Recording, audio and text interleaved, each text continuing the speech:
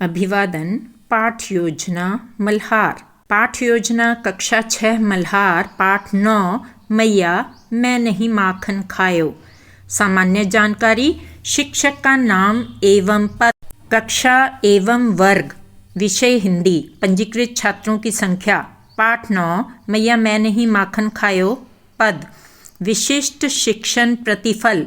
पढ़ी गई सामग्री पर चिंतन करते हुए बेहतर समझ के लिए प्रश्न पूछेंगे। भाषा की बारीकियों पर ध्यान देते हुए उसकी सराहना करेंगे। विभिन्न विधाओं में लिखी गई साहित्यिक सामग्री को उपयुक्त उतार चढ़ाव और सही गति के साथ पढ़ेंगे। हिंदी भाषा में विविध प्रकार की रचनाओं को पढ़ेंगे। नए शब्दों के प्रति जिज्ञासा व्यक्त करेंगे और उनके अर्थ समझने के लिए शब्दकोश का प्रयोग करेंगे, यानी कि डिक्शनरी। अनुभवात्मक शिक्षा के लिए शैक्षणिक रणनीतियाँ। लयबद्ध पद गायन द्वारा श्री कृष्ण के बाल रूप से परिचय, यानी कि पद गाकर बच्चों को कक्षा में सुनाएं। आदर्श वाचन और अनुकरण वाचन द्वारा भक्तिकालीन पदों की भाषिक विशेषताओं से परिचय, यानी कि भाषा संबंधी विशेषताएं बताएंगे।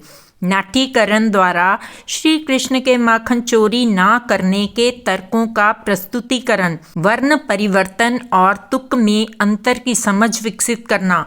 व्यक्तिगत यानी कि पर्सनल, समूह गतिविधियाँ, ग्रुप एक्टिविटीज, प्रयोग और व्यवहारिक सीख। व्यक्तिगत गतिविधि, पद का लयबद्ध पाठ और अर्थ समझना। सामूहिक गतिविधि, श्री कृष्ण और यशोदा के बीच संवाद का नाट्यीकरण।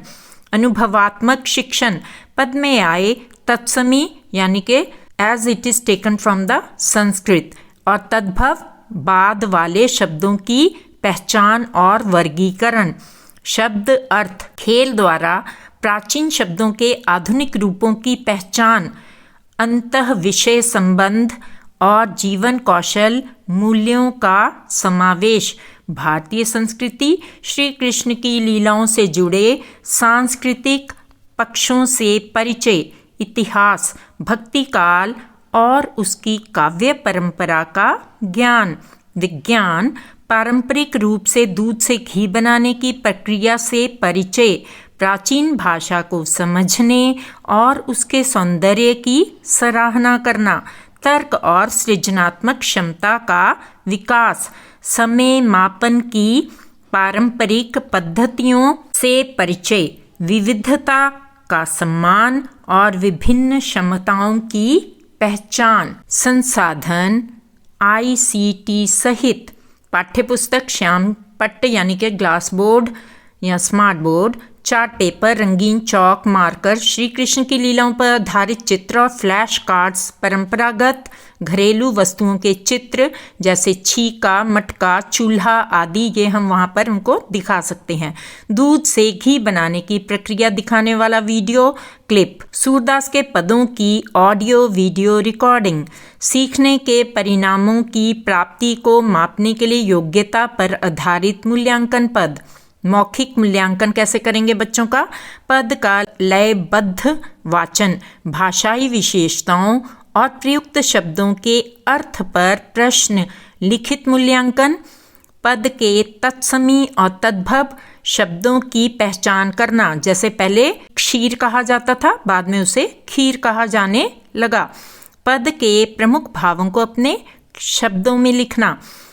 वर्ण परिवर्तन वाले शब्दों की पहचान और सूची बनाना। प्रायोगिक मूल्यांकन, पद का नाट्यीकरण और प्रस्तुतिकरण। पद में निहित तुक की पहचान और नए तुकांत शब्दों का निर्माण। परंपरागत घरेलू वस्तुओं के नाम से अवगत होना। प्रतिपुष्टि और उपचारात्मक शिक्षण योजना, यानी कि जो स्लो ब्लूमर्स हैं, धीरे समझने वाले बच्चे हैं, उनके लिए हम कौन से मापदंड अपनाएंगे। पद के अर्थ ग्रहण में कठिनाई वाले विद्यार्थियों के लिए सरल भाषा में अनुवाद प्रस्तुत करना। वर्ण परिवर्तन और तुक की समझ में कमी वाले विद्यार्थियों को अतिरिक्त उदाहरण देकर समझाना। कमजोर विद्यार्थियों के साथ गायन के माध्यम से पद का अभ्यास कराना।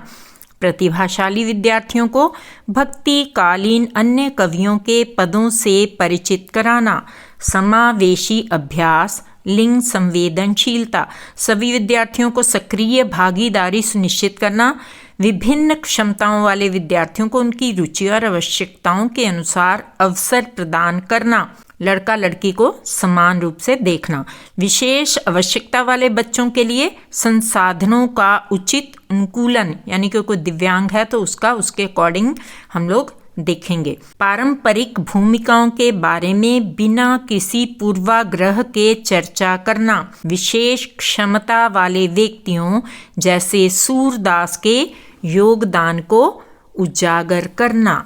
धन्यवाद।